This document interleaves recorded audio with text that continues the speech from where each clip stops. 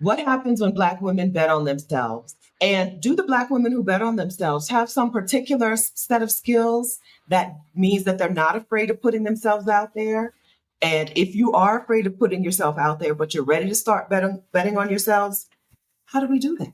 That's what we're going to talk about today. Welcome, friends. Hello, Black women. My name is Stephanie Perry. I'm a house sitter, creator of House Sitter School, co-creator of Exodus Summit. On this channel, we talk about sabbaticals and career breaks and moving abroad and bopping around the world for Black women. If you're interested, hit the subscribe button, please. Thank you. That way and if you turn on notifications, you'll also be notified when I upload a video or go live and have conversations with special guests like I have today. Hi, special guests who are here today. Hello. Thanks for having us. Thank you for being here. Friends, Roshni and Marissa are not strangers to you or to this channel, probably, but just in case, why don't y'all introduce yourself? Roshni, introduce yourself to everyone. Yes, ma'am. Hi, you guys. My name is Roshni. I am a content creator, long-term content creator, almost 2 decades, probably more than 2 decades, and a certified life coach. Thank you, Marissa, for the applause. I help Black and West Indian women create lives that they love while I am out here doing the same because y'all not going to leave me behind. Thank you for having me. Welcome. How are things in St. Louis? You know what? It's actually nice. Okay, good. Nothing too chaotic. I was outside for a doctor's appointment today. It was not too hot, not too cold, a good day in St. Louis. Good September. Okay, wonderful. Hey, Marissa, say hi. Hey, yes, that's so funny. I was just about to answer that because I'm from St. Louis, but then I remembered I'm not in St. Louis. But yes, I'm Marissa Price. I'm a healing practitioner, helping sensitive, introverted Black women heal from things like workplace trauma, narcissistic abuse. And I'm also the founder of Black Women Freelancers, which is a community of current and inspiring Black women who are interested in pursuing freelancing, really like leaning into our skill sets to work with our ideal client base and then have kind of location independence and being able to work from anywhere. So yes, happy to be here. Glad to see you. So, friends, I'm glad we're here together to talk about betting on yourselves. I think that there's some sort of misconception about the type of woman who does or who has permission to bet on herself. And I think that this is a time in history for Black women, particularly in the United States, to do just that, to take the reins or the steering wheel or whatever agency to take agency over her life, because girl, things are kind of bad, man. It's a little wild out there. Yeah. All right. So while we're talking about this, can you tell us a thing that you have done in the recent past that what other people would categorize as betting on yourself, as putting yourself out there? I can start. So I have been posting content out here on Glamazini's internet for 20 years. Okay. I used to say Al Gore's internet. Then I went to Tab because I love Tab. But one day I realized I'm out here too. So it's Glamazini's internet. Okay. I started by talking about my hair because back then I didn't see a lot of voices specifically in video, although I started with photo albums and like Fotki. Lots of people say they remember me from Fotki.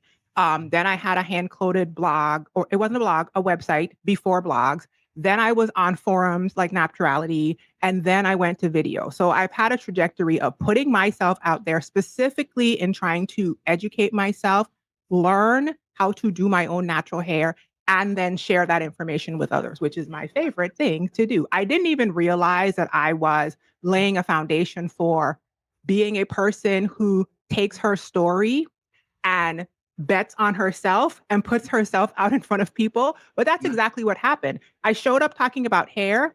I started sharing with people some of my mental health. And at the time, nobody called it healing, but like depression journey type stuff. And then Black women started reaching out to me, mostly because I don't think that there were a lot of people on the internet back then who were Black Christian women who were visible and willing to say, I went to the therapist, willing to say, I have a major depressive disorder diagnosis, willing to say, this is what a therapy appointment is like. I actually have content creators now, actually large content creators, people who have gone way past me, who credit me for them getting their diagnoses because I sat down, I showed up, I told a bit of my story. I thought what I had was valuable, even though at the time I wouldn't have known that. And Yeah. they told me that they heard themselves in my story and went to the doctor. So that has gone on for years. Now I'm breathing on 50's necklace. Look, I have 238 days before my 50th birthday. Oh, Yay, me. I know. I'm coming, Stephanie. come on. And I continue to expand this place of showing up for me, where I, in the past, was really just trying to learn my hair and share a bit of my story with others. It was almost like, if I know it, I want y'all to know it too. And this was an amazing avenue to do it. And then it was like, I learned about mental health stuff. And I was like, by the way, if I know it, I want you to know it too. This is an amazing avenue to do it. Then I had my pregnancy and I had a son who has special needs. And even though that is not the cornerstone of my content, I absolutely share, he exists and these are the pieces. And the special needs parents love it. They are like, girl, we are so happy you exist. Once again, I'm here, you exist, we exist. And then onward becoming, getting some certifications, going off a skill and gift, and then just sharing it with other women so they can show up and hopefully do the same. I know it's a long answer, but that's my thoughts. Thank you. Okay. Thank you. Listen, I got notes. Okay. I took notes. All right. So Marissa, what is the thing recently that you've done to put yourself out there? I think leaving a toxic job that was supposed to be like my dream job, kind of climbing the corporate ladder all throughout my 20s and making it to this position that was highly traumatic, really toxic to my spirit. Coming across Dr. Kambani's channel on YouTube, and then the Exodus Summit universe, attending like Move Abroad Money, which we'll be talking about. But that just kind of like changed my perspective on what was possible for me, and allowed me to see that I could utilize my existing skill set that I had gained in corporate settings to work with Black women, which I do now, right, as a digital business strategist and a healing practitioner. But not really being able to see a way out at that time, like of that job, and then like pouring all of my energy, my skills into building my business, which I have now, which brings me so much joy. I feel like that was really betting on myself and taking a huge leap. Yeah. Did you have examples in your life of people who had left a traditional job and started their own business? Is this kind of commonplace in your family? That's a really good question. Yeah, my grandparents had their own cleaning company. And so I grew up cleaning office buildings, houses. And I think that really laid the foundation for me to even like see that entrepreneurship was possible for me. It kind of like implanted the seed. But I didn't have like the roadmap necessarily to know how to do this until like seeing what digital entrepreneurship, the different opportunities that existed for Black women specifically, to utilize our skill sets to generate income outside of toxic, rigid corporate structures that don't align with a lot of us.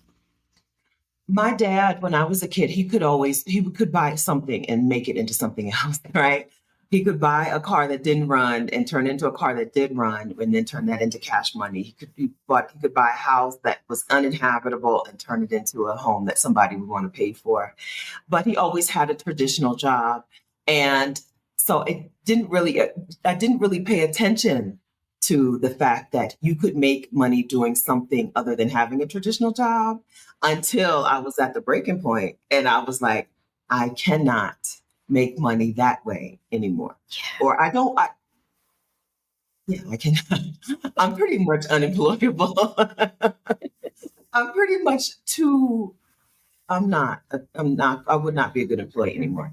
And so that was my introduction to what is the thing that I know that I can help other people with out loud and, can make a living from it, can at least eat, right? Can at least put food on the table doing. And so that's when I started talking about house sitting and sabbaticals on the internet. And man, it was a crazy response. So Rashni, you said you were talking about you sharing your journey, and you said the sentence or the statement, "What is valuable?" We don't necessarily know what a thing is that people are going to receive excitedly until we put some things out there, because you don't really know the things. I think it's hard to self-identify what is valuable in your head or in your skill set or in your toolkit. It's kind of hard to know that in here. You don't know it until you put it out there. I 1,000% agree. So I start putting things on the internet in written form, and people are always commenting that I'm helping them with their hair, but boy, you're funny. Yeah. And I'm thinking, I'm not trying to be funny. And oh, thank you so much for this, style tutorial, piece of knowledge, whatever. You're hilarious. And the whole time in the background, you guys, I was like, I am not trying to be funny. Like I am trying, and that was back when like people were getting ring lights and like putting on makeup and doing like their hair in the shower with a ring light. And like we were all trying to be like aspirational. So I tried my hand at trying to be like aspirational and, put up videos and people would be like, you crack me up.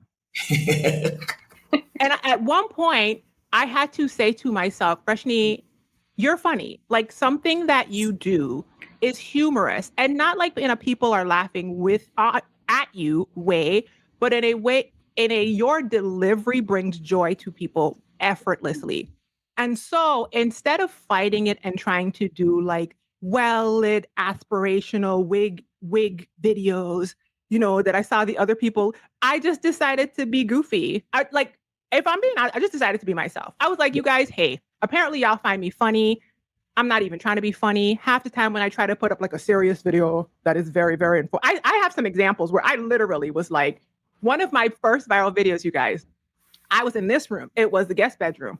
I sat in here and I researched Master Cleanse. I was like, I am going to help people get their digestion and whatever. And I made the video. And I was in here filming and the battery died. And I was like, oh man. So I charged the camera battery. I go out on the landing, on the staircase, pull up Periscope. That's to show you how long ago it was. Okay. And let me just go live real quick. And let me just chop it up about Michelle Obama and her hair.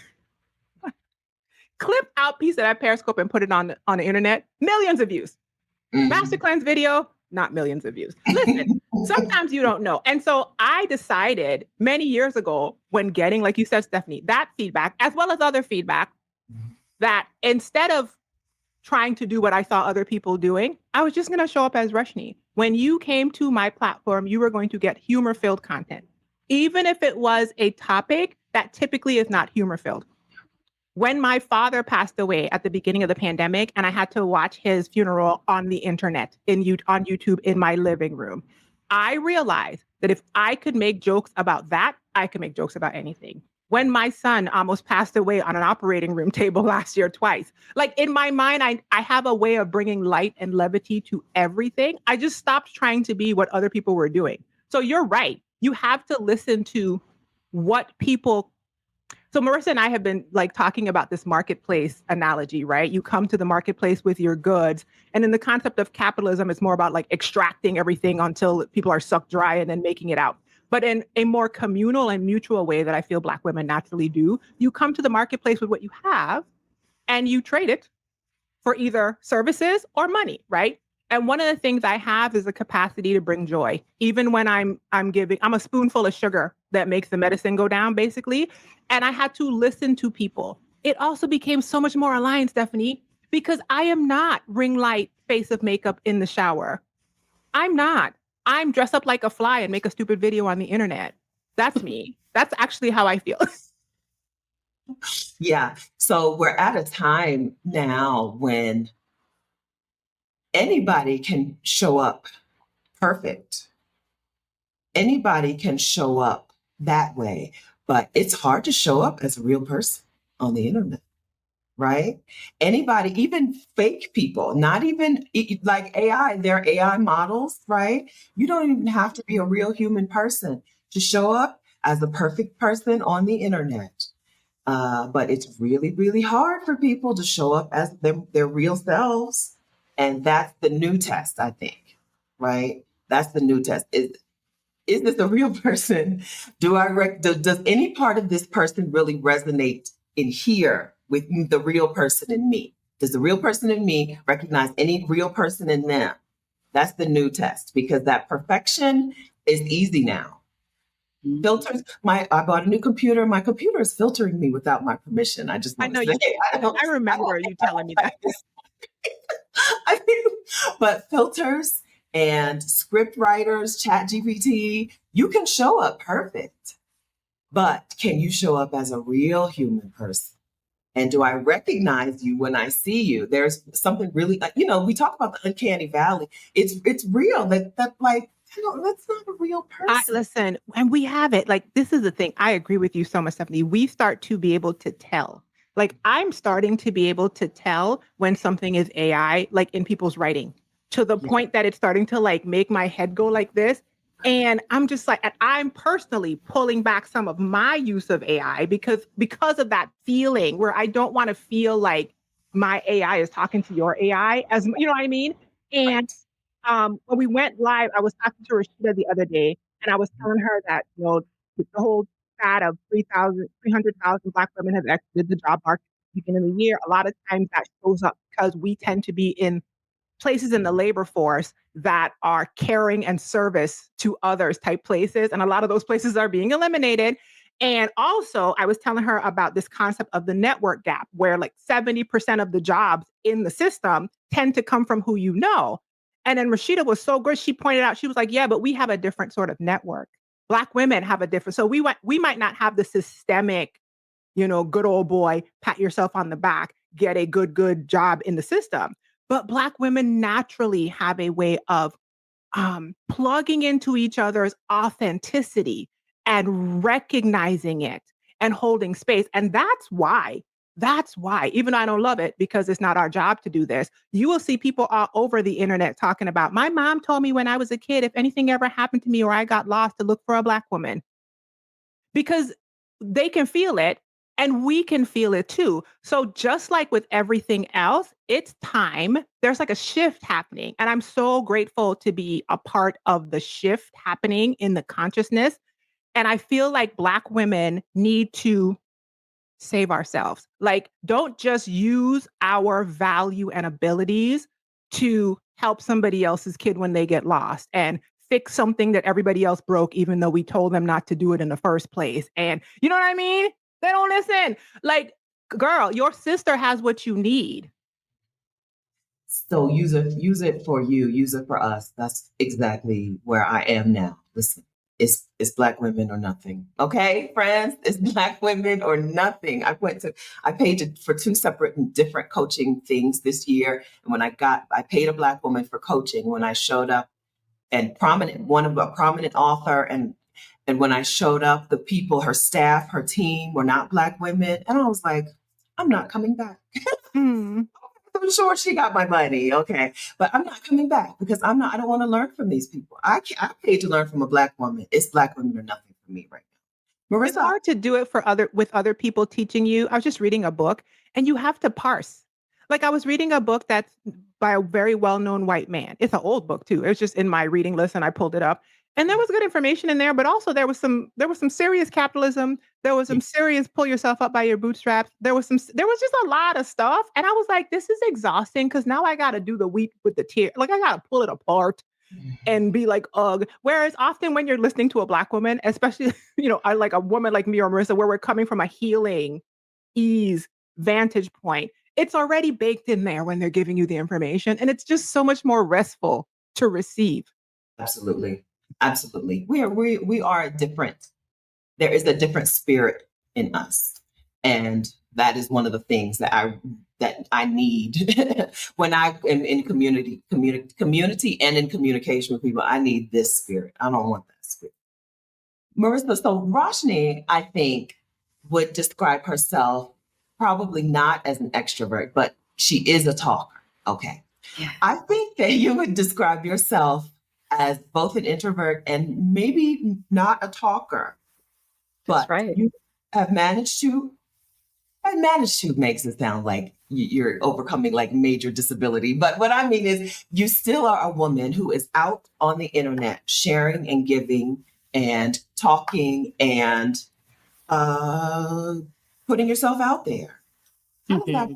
work? How are we doing this, Marissa, when you're not the Gabby girls, Roshni and Stephanie? Yeah, I think leaning into my authenticity, and just kind of having that rooting, right? No, I'm not someone who likes to talk. If I have something to say, that's kind of like what motivates me to share on my YouTube channel, right? So often, like, I'll have this spark of inspiration, like, oh, put these dots together, and then I have something to share, and then I'll go live, right? But typically now I'm a pretty quiet person, right? So I prefer to write over talk. Definitely self-described as an introvert. But just knowing that you don't have to be an extrovert, right? You can actually like lean fully into your authenticity. And I have found, just like with my practice, right? So I work with sensitive, introverted Black women healing from trauma, which is me. And so the more that you're able to lean into your authenticity, which Rashini talks about, like your identity is so important, knowing who you are, you can use that to attract people who resonate with your story, with your journey. And I think part of that is like releasing this idea that we have to show up like anybody else, right? Just know you're who you are for a reason. You have all these unique talents, gifts, way that you see the world and interact with it. And that can be used as a way to attract the people that you want to work with. Exactly. I get asked that a lot. The people even think like you need to have a certain personality for YouTube. But I don't have a YouTube personality, or but I'm an introvert, or but I'm this and I'm that. But people, again, okay, if you're going to be a real human person, those real things about you are what other people are going to be drawn to. You can pretend, I'm sure that there are people who go out and try to pretend to be Little Miss Bubbly when she's not really Little Miss Bubbly, but then it doesn't resonate with people. I'm going to tell you something. I have been in this game for a long time, and I have met a lot of your faves, and many of them are introverts. Mm-hmm. Big content creators. And when I asked, because I used to be perplexed, I started to notice a pattern. I was like, I meet them at conferences, I meet them at events, I talk to them, and they're like real chill, and they say I'm an introvert. And I was like, And the overarching thing that I hear is, it's easier to do it this way because it's just me and a camera. Yep. So they're showing up as themselves. They're showing up authentically. So you'd be surprised. Everyone is not, bubbly. I also have a fun story. Marissa's from St. Louis, and she is actually filmed in my home, sitting right next to me, right here. And when she came, I took the mic. Do you remember this, Marissa? And I put the mic toward Marissa because I knew that I could yell, and I knew that Marissa was going to be peaceful, contemplative. Mm-hmm. She was going to go, mm-hmm. And I was going to let her. I was like, girl. I believe you, Marissa, in person before I even did. I think girl, she was up in my house. She came in my office, and she goes, wait, you said I'm on set? Yeah, I did. The pineapples. So I believe that it's impossible to be a fully adult Black woman in the United States of America without something to share and without something to capitalize on. I'm going to say it, without a thing to share for money. If we live in a world where things cost money, which is not a world we have to continue to live in, it doesn't have to be this way. But the system we're in today, everything costs money. If we're in a system where everything costs money, then I believe that if any Black woman can take what she knows or who she is even and get the money out of that and make the money from that. Do you agree with me? And also, because we're talking about you betting on yourself and Black women betting on themselves. And we've already talked about not recognizing what's valuable in ourselves, but I think it is everyone. It doesn't have to be all of you. You don't have to share all of you, but there is an experience or a knowledge or even a feeling, that is a thing that is money in this economic system that we live in today. Yeah, I think that first of all, yes, we still live in a capitalist system, you guys. So we can't just, unless all of us want to leave and go buy land in the middle of nowhere and just like grow our own food and, with no plumbing, we are part of a transition, but we do have to work in the system. And I think so. A few years ago, I was doing a hotel stay and I read the book, The Big Leap by Gay Hendricks, and he was talking about upper limit problems, et cetera, et cetera. Something in my brain clicked.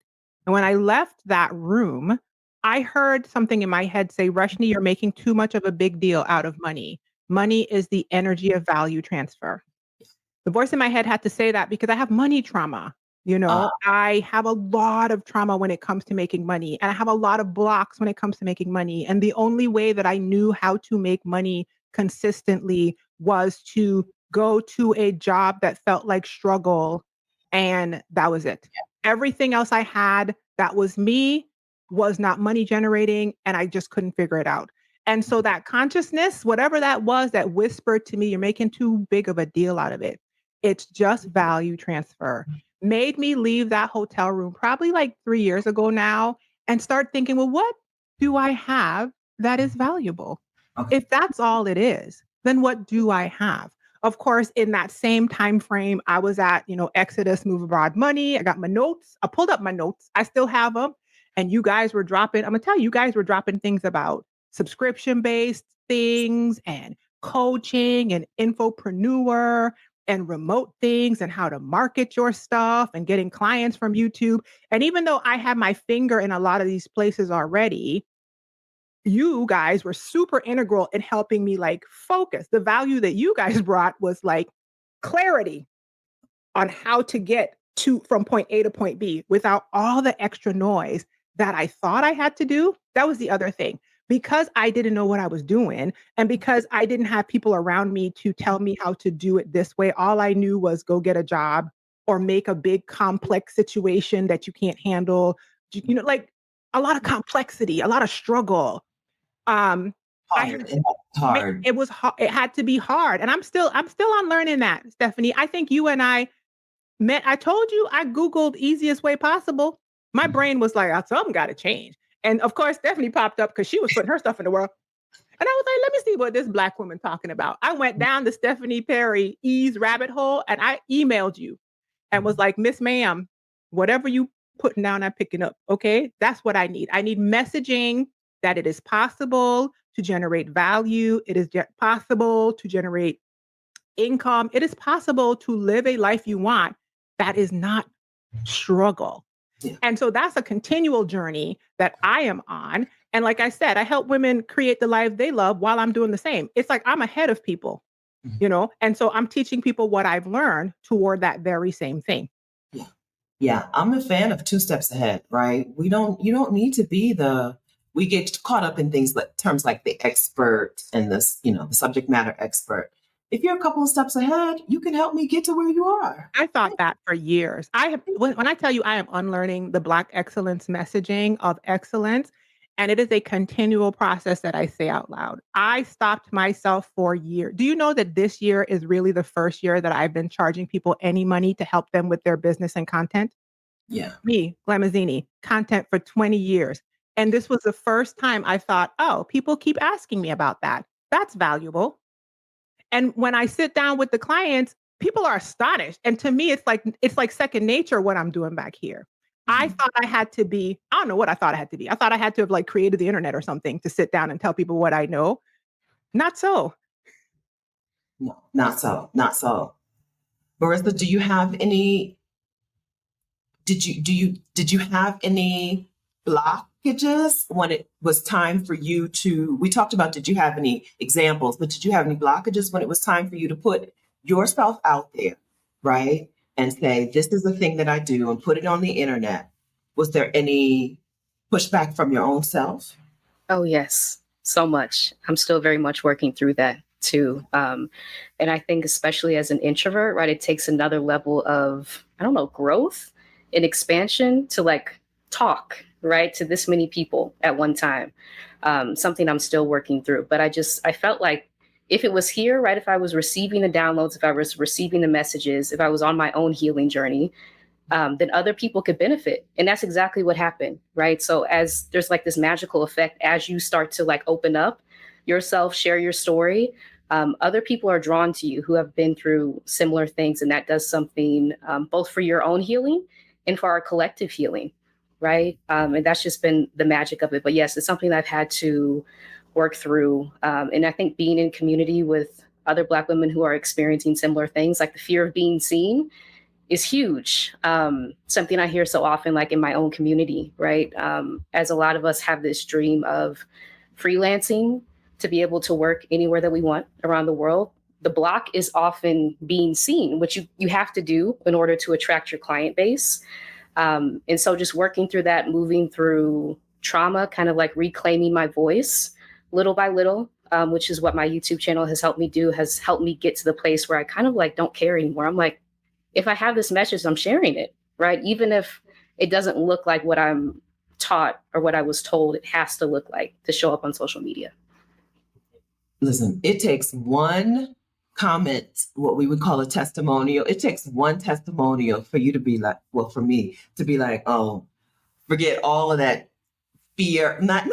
Forget all of that fear and that worry and that, oh, it has to look like this, it has to be like that. It takes one person saying, here's how you help me, right? Especially, here's how you help me on this thing that you put out into the world that was imperfect. You messed up a lot of things inside of it, but it still was helpful enough for me to sit down and write you this message and say this was helpful and it changed things for me. It's go time now. It's pedal to the metal now, right? Once you get that one reply that's like, you helped me do this and here's where I am now. Okay, I'm on it. I'm on it. I'm on it. Yeah. So can we talk about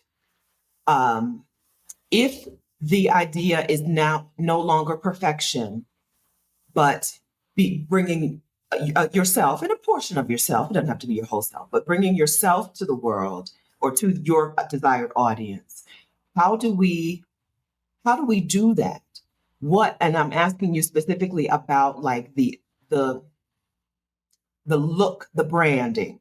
I'm not asking about what, I guess I should have first asked about what is the thing that we're bringing to ourselves, but everybody's bringing something different, right? Some people are bringing coaching and some people are bringing their own healing journey. So we can skip that.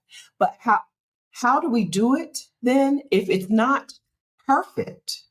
If perfect is no longer the desired packaging, what is it? And how do we do that? Clarity is what came to mind for me. Clarity is the packaging. So once again, I try to make things simple because my propensity is to make them hard in my brain, right? Complex. So healing to me is a returning to yourself. And I started calling what I was doing a Black woman healing because I realized that it was a lot of me coming back to things in me that I already knew, things I had abandoned, versions of me as a child that were dissuaded. There was a lot of that, right? And so I realized that healing, especially because I have a son with special needs, and so I am very acclimated with wounds.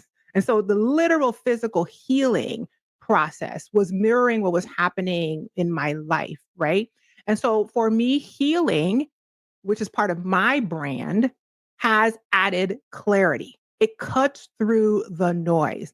Rushni does not have to think, what is Stephanie doing? How do I do it like Marissa? Is my skin smooth enough? Is my sound perfect? You know what I mean? Like, I show up as me. That is the clarity. It cut through all of that.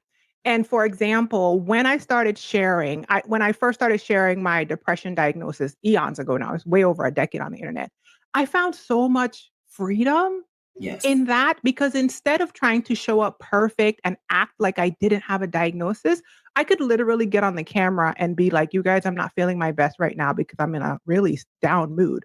But also, here's this amazing thing I found. It made me me. So I would say that the thing that the goal for me in like healing and my brand online is it added so much clarity, so much simplicity of message, and that keeps happening. It just keeps getting clearer and clearer for me. And the clearer I get about showing up in my brand with my offering to the marketplace and saying, here's what I have, the more the people looking for what I have are finding me. Yeah. That clarity is like a little line I throw out to them. And they go, oh, there you are. there you are. I've been looking for you. Somebody just inboxed me recently in my inbox. And I was like, where did this person come from? And they were like, I've been looking for you. And I'm like, well, here I go. Uh-huh. Right? Yeah. So how are you helping together? How are you two together helping us get to this place? How are you helping us get to clarity and to a place where we can put something out in the world that is a reflection of us and that we're proud of, and that also can help us, get a little coinage, little monies. Yeah, so we're teaming up to host a masterclass on this weekend, actually, this Saturday, September 13th, called From Passion to Profit. And so Rushni will be walking attendees through basically how to build your brand, utilizing her expertise, right? What she has done to build this authentic, healing-centered, humorous brand on social media.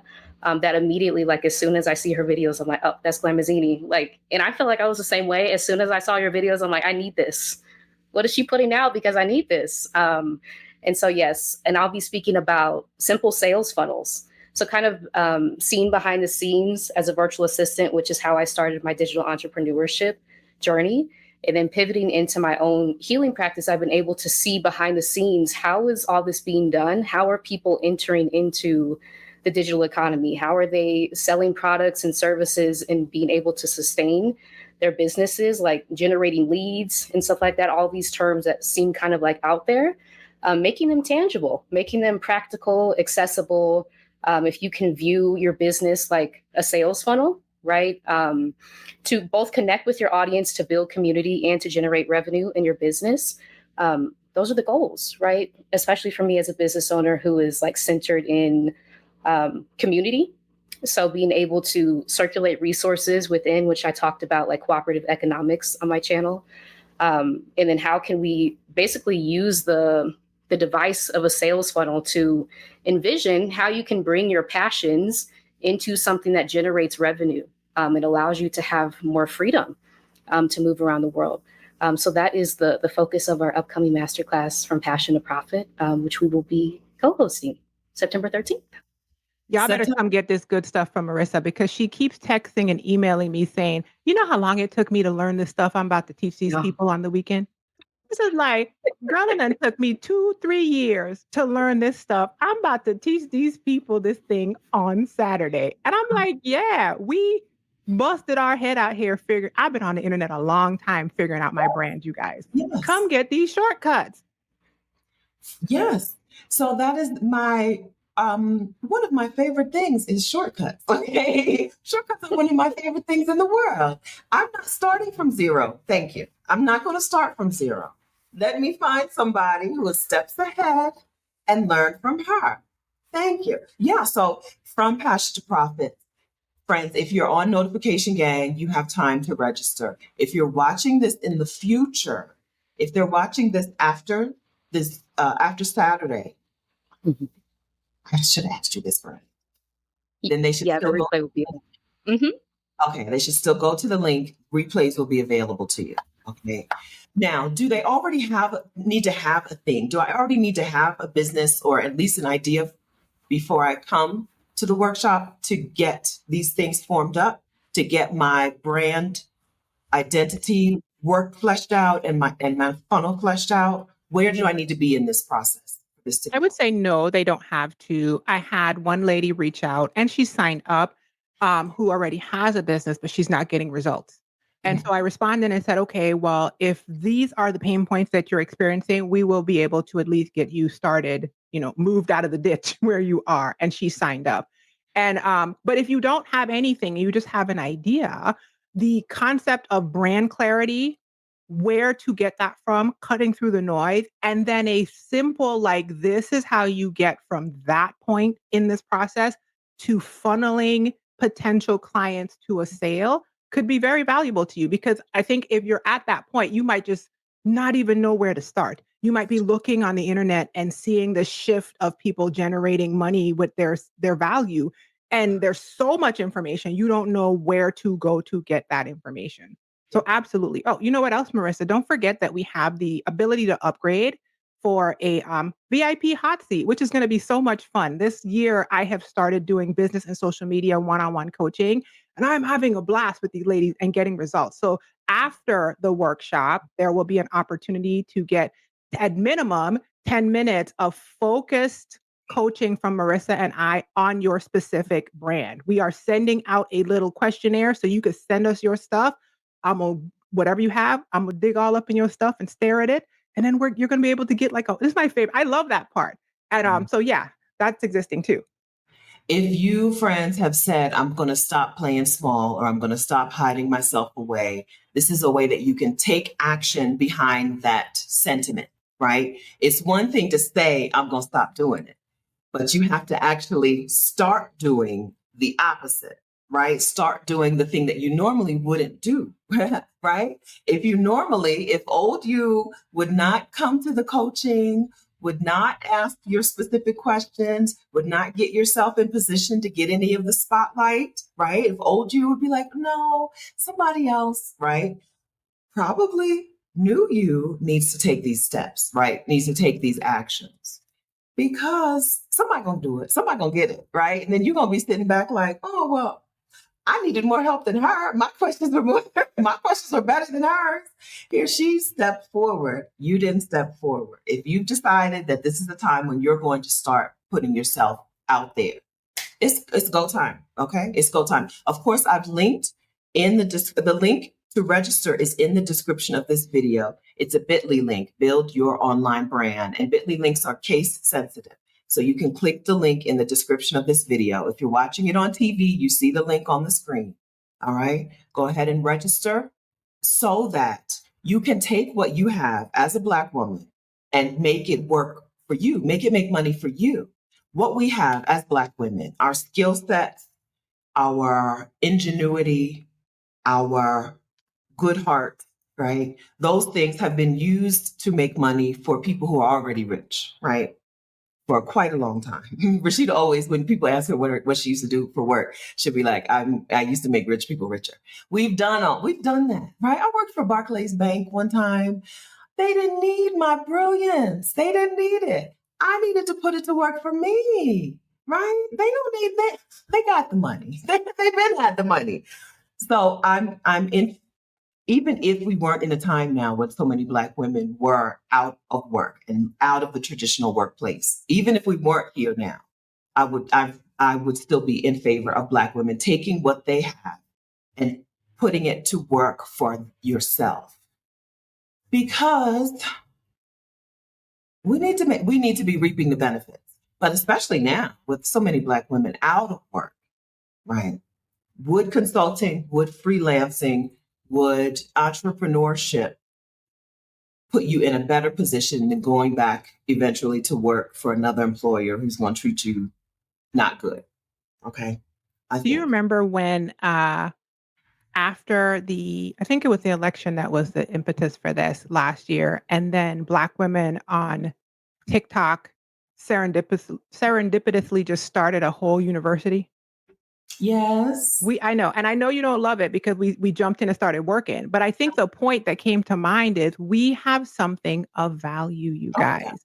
Oh, yeah. There were so many people that look like us on this screen, capable of putting together an entire in-depth doctorate level course for fun. Right. For fun, sis. Don't let people tell you that you don't have something of value. Because if in a weekend you could come up with intro to XYZ because you have a doctorate degree or a master's degree, and you think you don't have something to bring to the marketplace to make money for yourself, you are falling for the okey doke. And that was what I had to unprogram myself because for some reason, like you said, Stephanie, my brain was like, the only thing that I can do is go to somebody else's job and make them money. I can just be a nice little cog in the system, but nobody's going to want anything that I can do. That is not a true statement. It is not. It is not. And so many Black women will scurry up. It's like, I mean, we do it faster than everybody. We scurry up the Black excellence ladder. We get to the top. We have so many letters in front and after our name. And we still think we have nothing to share. Girl, I just want to say that because I know somebody's listening. They're just like, yeah, but all I can do is, what do you mean all you could do? They started a whole university for free. I didn't have to pay for them classes. In record time, Girl, like in in a no time. weekend. In a weekend, my class load was impossible. I had to stop. I was like, I can't sign up for all of this. He was in all of them. I was You cannot be an adult Black woman in this world and not have something to share for money, right? Not have something to put out in the world for money. We are the economic system that we're operating today was built on us, right? It was built on us. Nothing would exist today without us. Let's take it out of the system, that system, and put it to work for our own selves. Absolutely. It's not that I disliked the idea of Hillman Talk, I right? saw your facial expression get a little tight, and I was like, ooh. But girl, relax. Relax. Because I know good and well there were white professors like, okay, and then she said I should be teaching. No, I totally agree with that. I was like, we can't not work. Like we go from one thing to another to another to another. But I just wanted to say, like, sis, if you're listening to this and something in your mind is saying the only thing I can do is operate in a system that benefits other people that probably don't look like me and are just getting richer, that is untrue. Like Stephanie said, I have yet to meet a Black woman, doctorate degree or not, even if she didn't finish high school, she's selling plates. Somebody got something. Everybody got something. That thing that you think is your side hustle that nobody has a value. Somebody in the marketplace probably wants that from you, is willing to pay you for it, and is probably willing to pay you more than you have been told, because to tell somebody who is a worker bee that they're worth more than they're worth removes the labor force. So who are you listening to? You see what I'm saying? Like, if you listen to the people who need you to be working in the capitalist system, you're the capital. Yes. You might want to change where you're getting the messaging. I have had to bet on myself and work intentionally to continually heal my money block issues. I got them honest. Okay. But when I tell you there is no option in my mind that isn't try, I'm either going to try and fail or try and succeed, but I'm just going to keep going until. I think my word for the year next year is going to be until, because I just like the feeling of that, because I am going to bet on Rushni. And whatever messaging I'm getting that tells me otherwise, I just turn in the other direction. I face the other direction. I have found enough people now who will give me the shortcuts, who will answer my questions, who will provide the resources. And a lot of them are Black women. Okay. That's right. That's right. Listen, so you may have forgotten, friends, when I introduced myself as a house sitter and the creator of House Sitter School, right? One of the very first ways that I made money once I was like, jobs aren't it for me anymore. I'm not doing that. I'm going to do something else. One of the first was virtual assistant work, and then house sitting, and then helping people become a house sitter. And the real surprise for people is that I made good money. I made enough money to support myself, helping people become house sitters when house sitting is unpaid, right? People were willing to pay me, and are still willing to pay me to help them get started doing a thing that's not even for money. It's, you get free accommodation. You get to be in, nice places, nice houses around the world, but you're not making money from it. And people will pay money for me to give them some shortcuts, right? To do a thing that's not even going to make them money. Some of y'all know things that will make people's lives so much better, whether it's internally or externally or both, right? Whether you're a healer or a stylist or a house sitter, or you help people become a virtual assistant, you know something that will make somebody's life so much better. Now, I'm not here to say there is an interconnectedness, and we do have we have a responsibility to help people. But I think most Black women have already hit their minimum requirement. We've hit our helping minimum requirement. Okay. But also, have you hit your helping minimum requirement, doing something that you enjoy doing and that will pay you? Right? So, yes. Okay. So let's take some time this weekend. If you're watching this when this video comes out, let's take some time this weekend and focus on a thing, let's lock in on a thing that can make your life better and another person's life better for money. Okay. I believe in that. I believe in it. Okay. So, Marissa. Oh yeah, I was just gonna say that transition, as you mentioned, like starting out as a virtual assistant. So I took Rushni's virtual planning retreat. I was in that and kind of had an awakening during that. That I have a whole master's degree in social work, right? That I could be utilizing to work with clients to help them heal. Like I've been trained in this area, but being conditioned that things have to be very hard, and I have to like put in all this effort into something that it took a second for me to like realize, oh, I already have these credentials, I already have this training, I already have this experience, and I can utilize that to attract clients, to build a digital business. So I just want to speak to that because that's what I experienced too.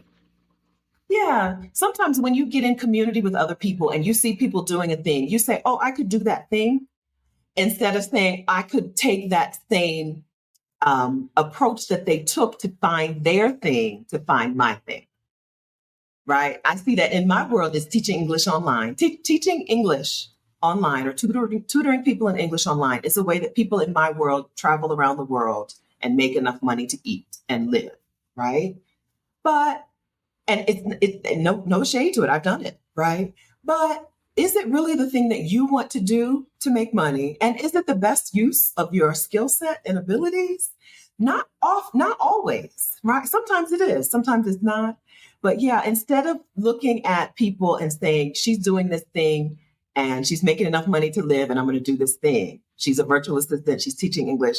Instead, think about what approach she took to get there, what approach she took to decide what her thing was, and take that approach to decide what your thing could be. Yeah, I think that's a mistake. No, I don't want to call it a mistake. Because we both were virtual assistants. I wouldn't call it a mistake. It's just a step in the process for a lot of people. It doesn't have to be a step, but it's often a step. Do the thing that other people are doing. And then you're like, oh, wait a minute, I should be doing this. Yes. Yeah. And the fact that it can bring joy. I think that's so huge because we've been taught that labor has to be very arduous, right? Anything around business and earning money. I think Rushni mentioned like exploitation, right? Of Black women's labor. That's the foundation of the U.S. That's and having to get away from that, right? No, it can actually bring you joy. It can allow you to connect with people who resonate with your journey that you don't have to prove yourself to, because that's another thing that I've had to unlearn. People will just see your value and they'll resonate with your message the more you lean into your authenticity. That's right. Rashni said earlier how people respond with, we're so glad you exist, right? When you put yourself out there in the world, and you share your thing, right? You open yourself up. What are we saying? When you bet on yourself, a response that you will get is, we're so glad you exist, right?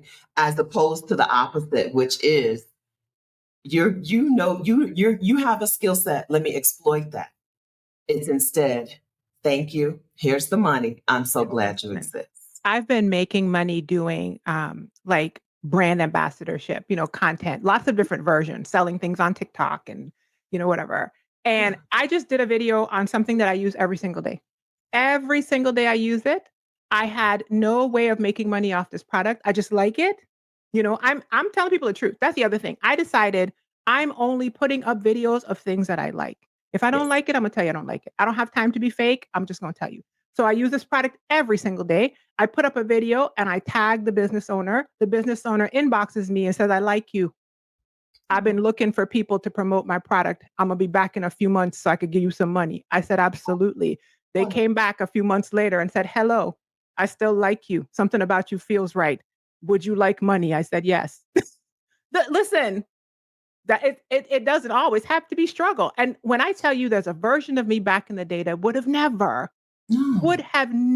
thought that just showing up authentically as my goofy, regular me in my kitchen. I don't even think my hair was done. I think I had twists in my hair, but not like twists I intended to wear at the house. Like twists I intended to like set a twist out. But I was just out here. And I was like, let me show you this thing. Doody-doo, doody-doo. They see it. They inbox me and they were like, your vibe is right. Yeah. And I wrote back, I said, you too. I like you too, actually. And I like your products. That's why I buy your products, because the vibe is right. And they were like, give me 2 hot seconds. I'm changing my packaging. I'll be back in a few months. I'm looking for people to promote my product and give money.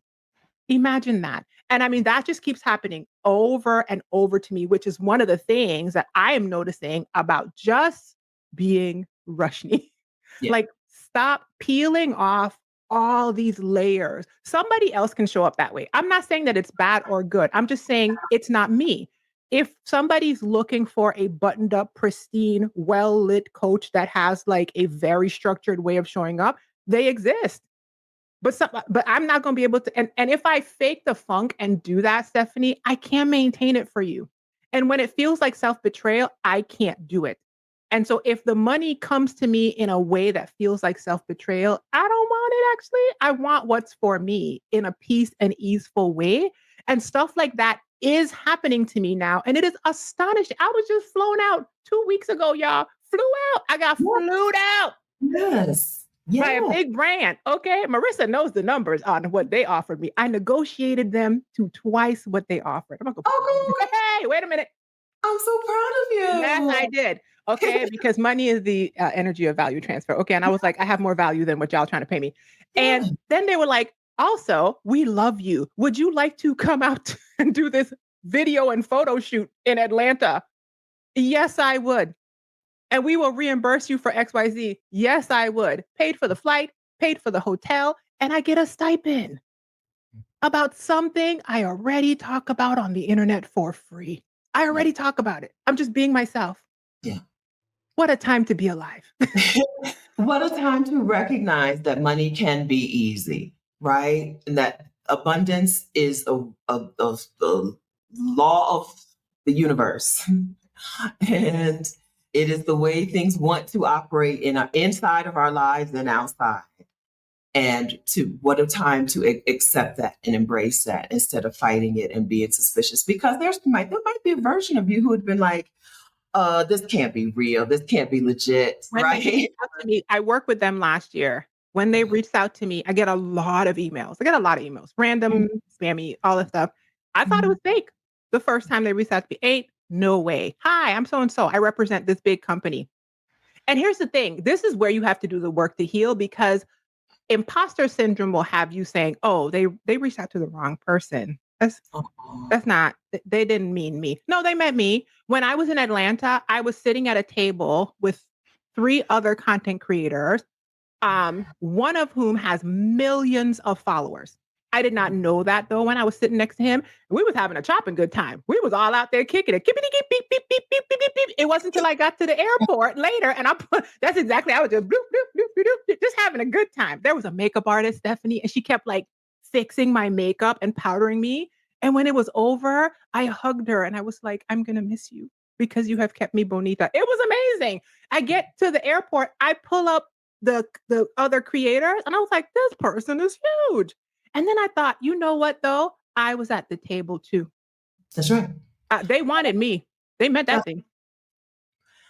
That's right. So we're in a time in the world where we're placing value on things that don't have value. There's no inherent value to your follower count. The value is in what you give to those people. So a person with 100 followers is giving to her people like a person with 1 million followers. Somebody's life is changed with 100, just like somebody's life is changed with 1 million. And that large follower count person followed me and is commenting on my post. So I'm bringing value. That's the mindset change. You see? That's right. That's right. This is off topic, but it fits. So I lost a tooth. I had a root canal and crown, and then the crown and root canal and the whole tooth and everything fell out. So I have a hole back here. And somebody was like, I can't stop telling people that on the internet. Stop, because if I turn, you can see it. And I'm like, I'm clear on what the things that are me and the things that are not me. my tooth, my teeth, my hair, my skin, whatever. That's not me. I have migraine headaches, and I had a migraine so bad the other day that I was in the house by myself, and I was like, I need to write down my parents' phone numbers in case, they need to come in here and pull me out. And my migraine headaches sometimes mess with my brain, and I can't communicate when I can think. And so even my brain is not me, right? Mhm. If my brain is not me, my teeth aren't me, my weight is not me, my bank account is not me, my hair is not me, whether my hair is bonita or a mess. It's always bonita, Stephanie. It's Lamazini approved. Okay. My aunt be like, you walk around looking like who struck Don. Not talking to me, but that's No, just the it's way Lamazini approved every time. that's the way she describes that particular look of girl. How did you leave the house like that? Right? None of those things are me. But I do think that the care that I give to Black women, that's me, right? The sharing that I do, that's me. The packaging and even the brain, parts of those things, not me. And so I don't have to feel any kind of way about them being exposed to the world. And I hope that sets somebody else free. I hope somebody else can be like, oh, okay, I think you decide what things about you are important, and you prioritize those things. And the other stuff, right? You can still, I'll put on makeup. You can still do those things, but the value that you are going to give to people in exchange for their money, right? The value you're going to give to them in exchange for them saying, I'm so glad you exist, right? That hand-to-hand transaction is much more important than the things that you think you need to have before you can do those things. Yeah, the Like the big presentation layer. power cameras or the whatever, the perfect lighting. None of those things are important in this thank you, I'm so glad you exist transaction. Mhm. Yeah.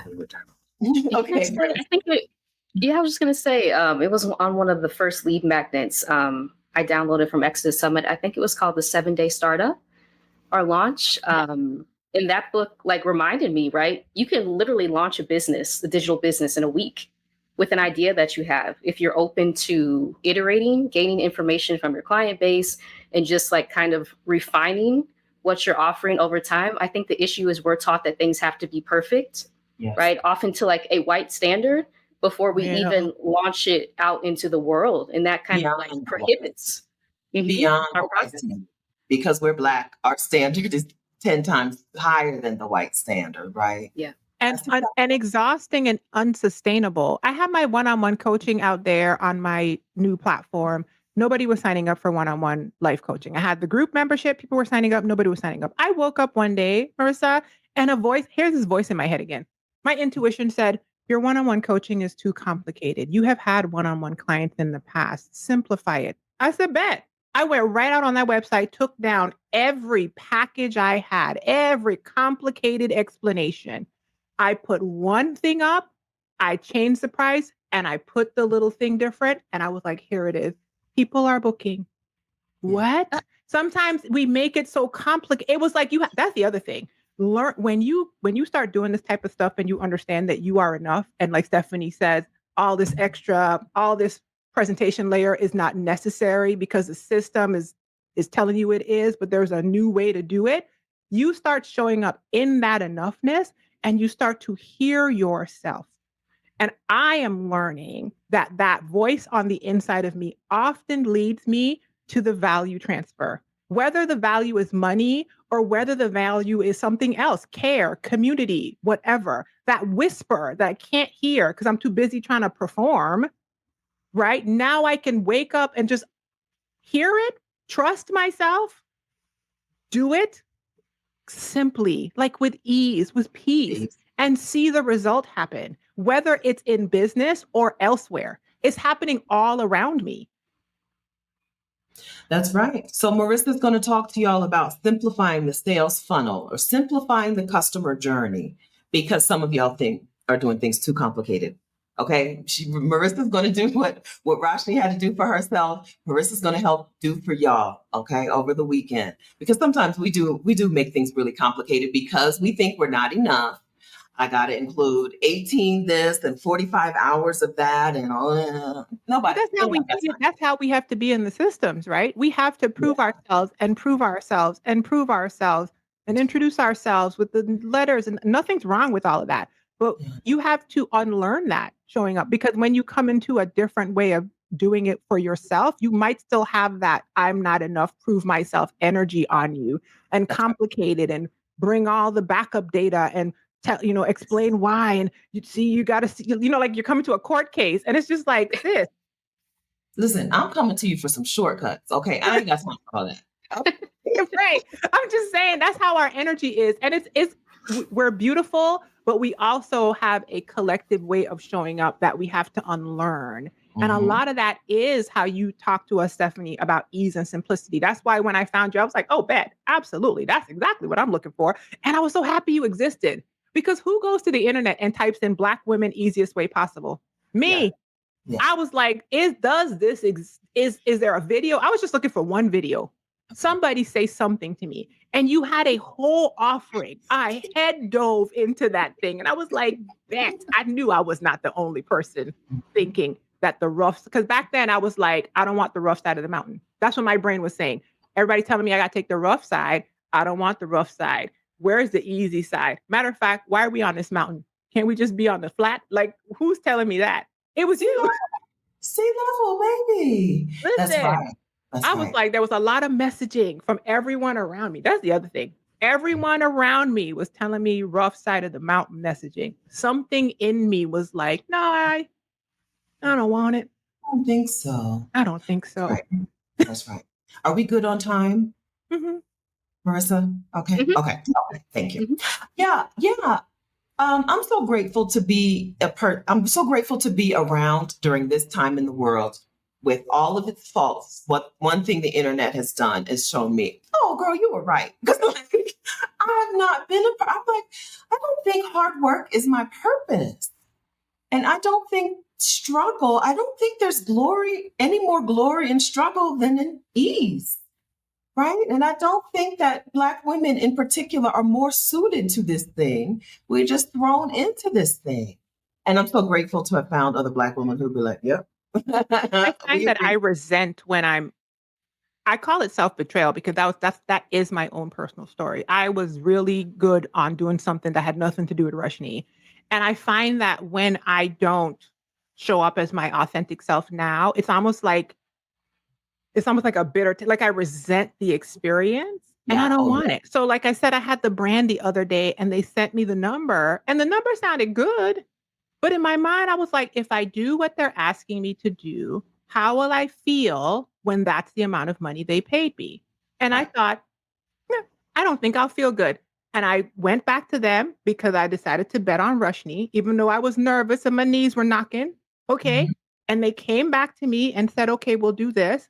And I went back again, Stephanie, because I was like, yeah, but also this. When they came back with the last number, something in my spirit said, that's what I deserve. That will make me feel like I didn't betray myself for all the work that they're asking me to do.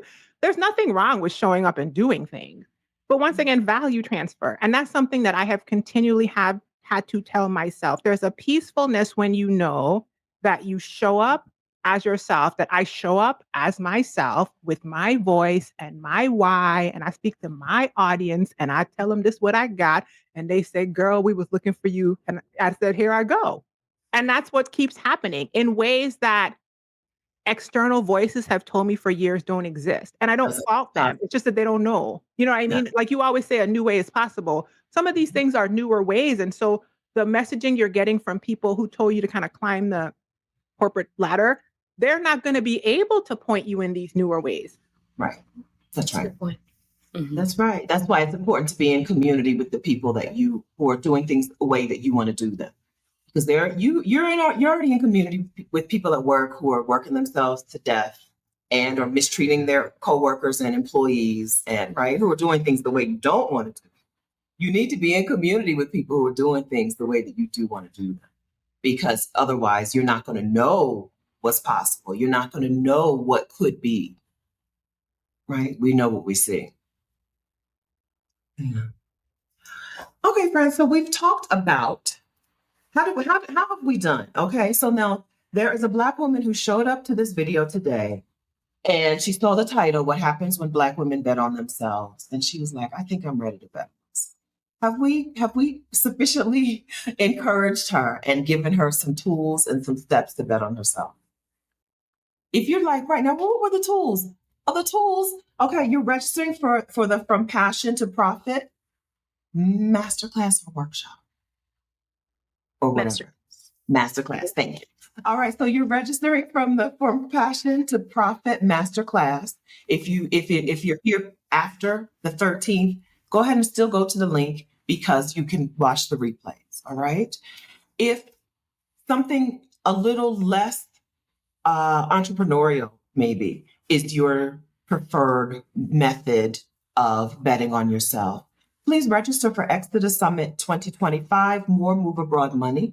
We're bringing in speakers, Black women speakers, who will show you how to start making money in the ways that they make money, right? Including freelancing, including paid community membership. I may have to edit this out, but Arlen Hamilton is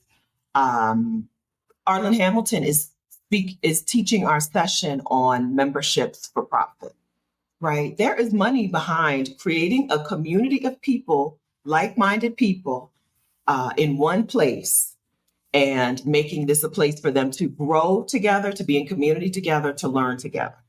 So Exodus Summit 2025 is online October 10th through 13th. You can get your tickets at exodussummit.com if you're looking for some ways to make your move abroad money. And then remember, if you already know that you have decided you're going to put yourself out there, right? Maybe you don't have a packaged thing yet, but you know that you know something, or you've experienced or done something that you want to share with other people, and you want them to, in exchange, say, I'm glad you exist, here's some cash, right?